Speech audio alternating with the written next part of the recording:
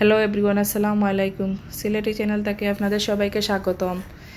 আজ আমি কই মাছের একটি বুনা কারি লইয়া আজ রইলাম। তাহলে দেখে লাগা কিলা আমি এই কারিটা রেডি করি।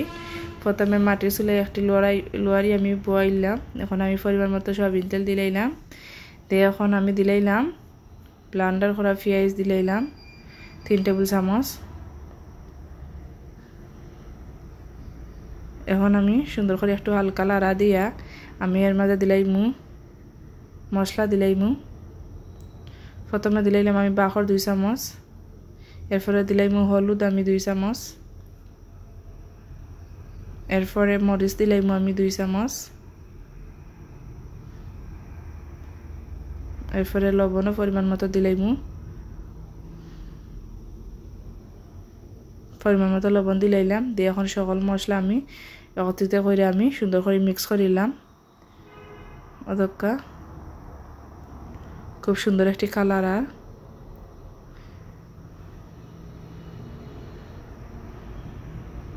বেশি খুব সুন্দর একটি কালার। এখন আস্তে আস্তে আমরা ফেসটা মজি গেলে তেলটা যখন অদক্কা মশলার উপরে উঠে আইছে, এখন আমরা অল্প পরিমাণে একটু পানি দিলাইমু।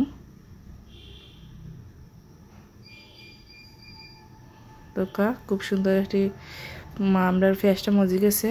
এখন আমরা পরিমাণ মতো পানি দিলাইমু অল্প পরিমাণে, যাতে মশলাটা একটু জাল হইলে ভালো হয়। এখন কুইরাতে রাখবো আমি কিছু সময় লাগে। আমি এখন কুইরাতে রাখবো কিছু সময় পরে। অদক্কা আমি মাছগুন আগতাকেন বাইজা রাখছিলাম কই মাছগুন, এখন আমি দিলাইমু মাছগুলা মশলার মাঝে। তোকে এখন অল্প করে একটু লাড়া দিয়ে আমি আবার কিছু সময় লাগে গুঁড়াতে রাখবো।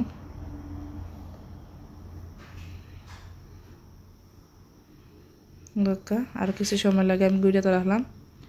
অর্ধকার কতক্ষণ পরে খুব সুন্দর একটি কালার আইছে। এখন আমরা পরিমাণ মতো পানি দিলাইমু দিয়ে আরো আমরা 10 মিনিটের মতো জাল দিমু। জাল দিয়ে আমরা লাস্টে ধনিয়া পাতা দিয়া লামাই লিমু। অদক্কা আমরা রয়ে গেছে। এখন আমরা ধনিয়া পাতা দিয়া এখন আমরা হালকাভাবে একটু লাড়া দিয়া আমরা লামাই লিমু।